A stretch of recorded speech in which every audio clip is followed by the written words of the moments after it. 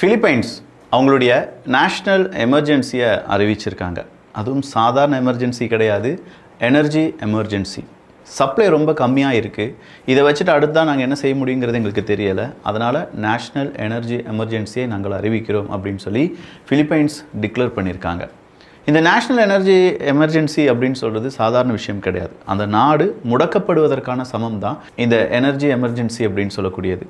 ஒரு எனர்ஜி அப்படின்னு சொல்லும்போது அவங்களுடைய கரண்டு, அவங்களுடைய மின்சாரமாக இருக்கலாம், அவங்களுடைய வாகனங்களாக இருக்கலாம், அவங்களுடைய தொழிற்சாலைகளாக இருக்கலாம், மருத்துவமனையாக இருக்கலாம். இது எல்லாத்துக்குமே எனர்ஜி அப்படிங்கிறது தேவை. இது எல்லாமே முடங்கக்கூடிய அபாயத்தில் நாங்கள் இருக்கோம், அந்த விளிம்பில் நாங்கள் நிற்கிறோம். இப்படியே போயிட்டே இருந்துச்சுன்னா கண்டிப்பாக எங்கள் நாட்டை யாராலையும் பாதுகாக்க முடியாது. எனவே நாங்கள் இந்த எனர்ஜி எமர்ஜென்சி அப்படிங்கிறத அறிவிக்கிறோம்னு சொல்கிறாங்க. ஸோ எல்லாமே அங்கே ரேஷனாக மாறும். எலக்ட்ரிசிட்டியாக இருக்கட்டும், அங்கே இருக்கக்கூடிய வீடுகளுக்கு இவ்வளோ தான் கொடுக்க முடியும் அப்படின்னு சொல்லுவாங்க. அங்கே இருக்கக்கூடிய ஹாஸ்பிட்டல்ஸ் இவ்வளோ நேரம் தான் இயங்கும் அப்படின்னு சொல்லுவாங்க. அங்கே இருக்கக்கூடிய முக்கியமான நிறுவனங்கள், தொழிற்சாலைகள் இது இயங்காது அப்படின்னு சொல்லுவாங்க. வேலைவாய்ப்புகள் மறுக்கப்படும். இது இன்றைக்கி பிலிப்பைன்ஸில் ஏற்பட்டிருக்கு, நாளைக்கு எந்த நாட்டுக்கு வேணாலும் வரலாமே அப்படின்னு நீங்கள் கேட்டால் கண்டிப்பாக வரலாம். அது இலங்கைக்கு வரலாம், பாகிஸ்தானுக்கு வரலாம், பங்களாதேஷுக்கு வரலாம், இந்தியாவுக்கு கூட வரலாம். இது எல்லாத்துக்கும் காரணம் என்ன அப்படின்னு பார்த்தா இப்போ நடந்துட்டு இருக்கக்கூடிய ஈரான், இஸ்ரேல், அமெரிக்க யுத்தம் தான். இந்த யுத்தம் அடுத்ததாக என்ன செய்ய காத்துட்ருக்கு தெரியுமா? இந்த சுவர் எவ்வளோ பேரை பழிவாங்கிறதுக்கு காத்துட்ருக்குங்க அப்படிங்கிற மாதிரி ட்ரம்ப் அவர்களுடைய ஒற்றை வார்த்தை என்ன சொல்ல போகிறார் அப்படிங்கிற மாதிரி பலரும் காத்து கொண்டிருக்கிறார்கள். எல்லாத்தையும் பார்த்துடலாமா?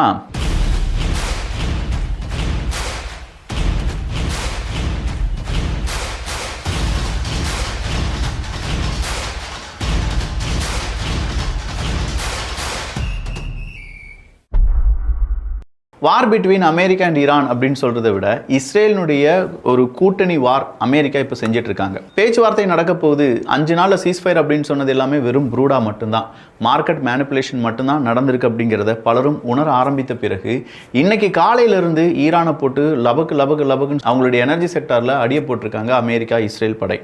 இதுக்கு நடுவில் அமெரிக்காவுக்கும் இஸ்ரேலுக்கும் எதிராக ஈரானும் சில அட்டாக் அப்படிங்கிறத செய்கிறாங்க. அவங்களுடைய 78வது ஃபேஸ் ஆஃப் அட்டாக் அப்படிங்கிறத ஆப்ரேஷன் ட்ரூ ப்ராமிஸ் 4ல் இன்னைக்கு ஈரான் செய்தார்கள் என்பது குறிப்பிடத்தக்கது.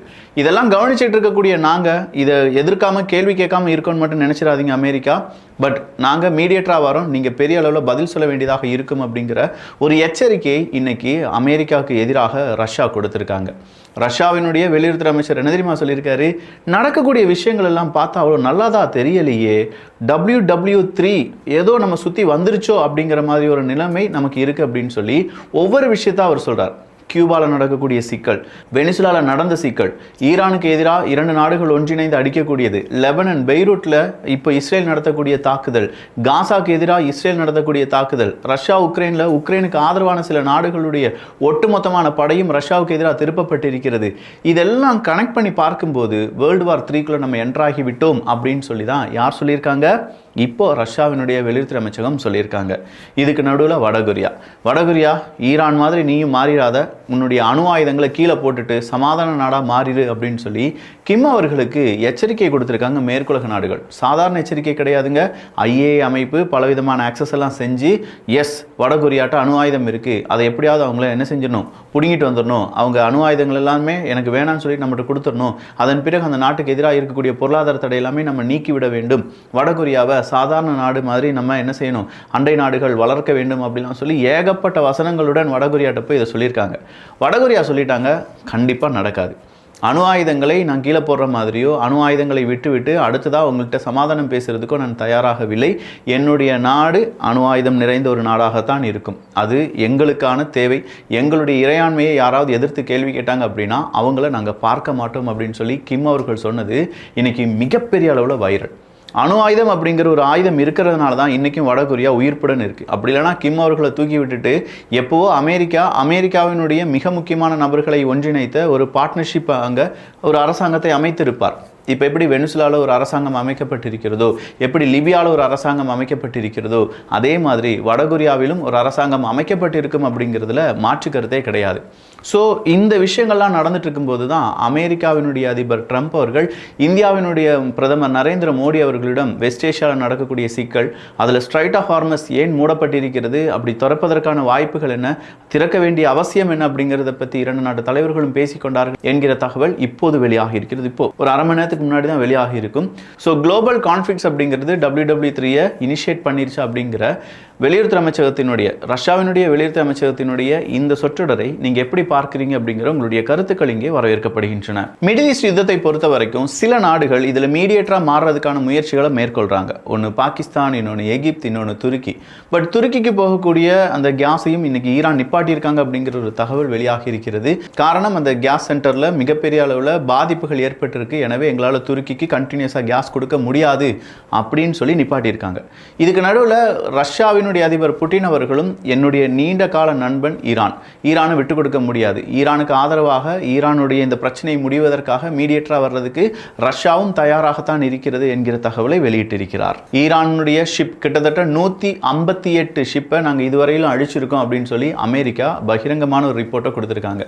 இந்த 158 ஷிப் அப்படின்னு சொல்லும்போது கிட்டத்தட்ட 90% அவங்களுடைய கப்பற்படை எங்களுடைய கட்டுப்பாட்டுக்குள்ள வந்துருச்சு, இனி அவங்களுடைய கப்பற்படையை வச்சு அவங்களால எதுவுமே செய்ய முடியாது என்பதுதான் ட்ரம்ப் அவர்களுடைய வசனம். ஆர்ம்ஸ் கண்ட்ரோல் ரீசெட் அப்படிங்கிறதுக்கு ரஷ்யா தயாராக இருக்கிறோம், ஆனால் அதே நேரத்தில் அமெரிக்காவும் அதற்கு தயாராக இருக்குமா அப்படிங்கிற கேள்வியை ரஷ்யா இன்று கேட்டிருக்கிறார்கள். கீவ் உக்ரைனுடைய பிக்கெஸ்ட் ரிஸ்க் அப்படிங்கிறது அமெரிக்காவினுடைய ஃபண்ட், அமெரிக்காவினுடைய சப்போர்ட்டை சீக்கிரமாக இப்போ உக்ரைன் இழக்கப் போகிறது என்கிற தகவலை ரஷ்ய ஊடகங்கள் செய்தியாக வெளியிட்டிருக்கிறார்கள். ஏன்னா யுத்தம் எல்லாமே ரஷ்யாவுக்கு மையப்படுத்தி இல்லாமல் ரஷ்யாவிலிருந்து ரொம்ப தூரமாக தள்ளி போயிடுச்சு. இப்போ எல்லாரும் பேசக்கூடியது ஈரானுக்கு என்ன ஆச்சுப்பா, இஸ்ரேல் என்ன செஞ்சுட்டு இருக்காங்க, அமெரிக்கா எப்படி அட்டாக் நடத்தினாங்க, ஈரானுக்கு பிறகு லெபனனில் என்ன நடந்துட்டு இருக்கு, ஈராக்குக்குள்ள யார் தாக்குதல் நடத்துறாங்க, இதெல்லாம் தான் பெரிய பேசு பொருளாக மாறிட்டு இருக்கு. அப்போ ஈரான் அப்படிங்கிறத பற்றி பேசும்போது உக்ரைன் அப்படிங்கிறத பற்றி யாரும் பேசாமல் இருப்பது உக்ரைனுடைய சப்போர்ட்டுக்கு மிகப்பெரிய தொய்வு நிலை ஏற்படுத்தி இருக்கு. அப்போ உக்ரைனுக்கு தேவையான ஆயுதங்களாக இருக்கட்டும், இன்டெலிஜென்ஸாக இருக்கட்டும், பண உதவியாக இருக்கட்டும், இது எதுவுமே இப்போ அமெரிக்காட்டிலிருந்து கிடைக்க வாய்ப்புகள் இல்லை அப்படிங்கிற ஒரு செய்தி உக்ரைனை மேலும் கவலைக்குரியதாக மாற்றியிருக்கிறது. இன்னைக்கும் ரொம்ப முக்கியமான ஒரு இடத்தை ரஷ்யா லிபரேட் பண்ணியிருக்காங்க. பெஸ்டானியோ கம்யூனிட்டி அப்படின்னு சொல்லுவாங்க. இந்த பெஸ்டானியோ கம்யூனிட்டி அவங்க லிபரேட் பண்ணியிருக்கிறது அப்படிங்கிறது உக்ரைனுக்கான பின்னடைவு தான். உக்ரைனுடைய இந்த வார தாக்குதலில் 130 ரஷ்யர்கள் கொல்லப்பட்டார்கள். அதில் 10 குழந்தைகள் என்கிற தகவலை ரஷ்யாவினுடைய தூதரக அதிகாரிகள் வெளியிட்டிருக்கிறார்கள். அடுத்ததாக வந்திருக்கக்கூடிய செய்தி என்ன அப்படின்னு பார்த்தீங்கன்னா ஈரான் தான். எல்லா பொருளாதார தடைகளும் எங்களுடைய நாட்டில் நாங்கள் இப்போ செய்யக்கூடிய யுத்தத்தை நாங்கள் நிப்பாட்ட வேண்டும் என்றால் எங்கள் நாட்டுக்கு எதிராக நீங்கள் போட்டிருக்கக்கூடிய அத்தனை பொருளாதார தடைகளையும் என்ன செய்ய வேண்டும், உடனடியாக நீக்க வேண்டும். அப்படி நீக்கிட்டு வந்து பேச்சுவார்த்தை நடத்துங்க, நான் பேசுறதுக்கு தயாராக இருக்கேன். இல்லை நீக்காமல் பேச்சுவார்த்தை நடத்த வேண்டும், இல்லை பீஸு, அதெல்லாம் நடக்காது, யுத்தமும் நிற்க போகிறது கிடையாது. ஸோ பொருளாதார தடைகள் முழுவதுமாக நீக்கப்பட வேண்டும். எங்களுடைய அணு ஆயுதம் எங்கள் கூடயே தான் இருக்கும். பேச்சுவார்த்தைக்கு அழைத்து எங்களை பின்முதுகளை அடிக்கலாம் அப்படின்னு சொல்லி அமெரிக்காவினுடைய முயற்சி வீணாகத்தான் போகும். இது மாதிரி அடுத்தடுத்த கட்டத்தை நோக்கி நாங்கள் நகர்ந்து கொண்டே இருப்போம் அப்படிங்கிற தகவலை ஈரான் ரொம்ப புளிச்சுன்னு சொல்லியிருக்காங்க.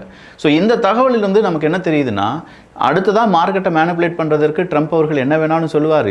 5 நாளில் சீஸ்ஃபயர் ஆயிடுச்சு, 8.5 யுத்தங்களை நிப்பாட்டிட்டேன், இதோ இந்த யுத்தத்தையும் சேர்த்து 9.5 யுத்தம் அப்படின்னு சொல்லி அவர் ஒரு கணக்கு காண்பிக்க நம்ம முன்னாடி வரும்போது ட்ரம்ப் அவர்களை மதிக்கக்கூடிய நாடுகள் வெகு சிலவாகத்தான் இருக்கும்.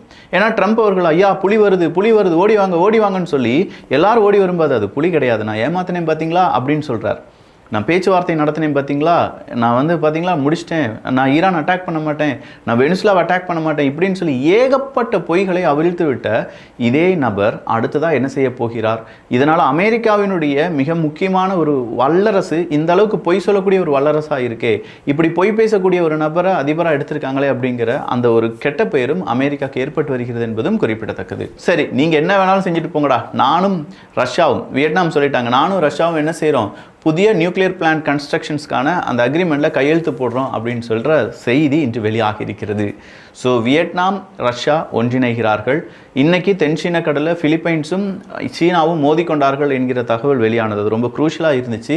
ஏன்னா பிலிப்பைன்ஸ் மற்றும் சீனா அப்படின்னு சொல்லும்போது தென்சீன கடலில் அந்த 9 லைன்ஸ் இருக்குது பார்த்தீங்களா, அதை வச்சு அவங்களுக்குள்ள சண்டை இருந்துட்டு தான் இருக்குது.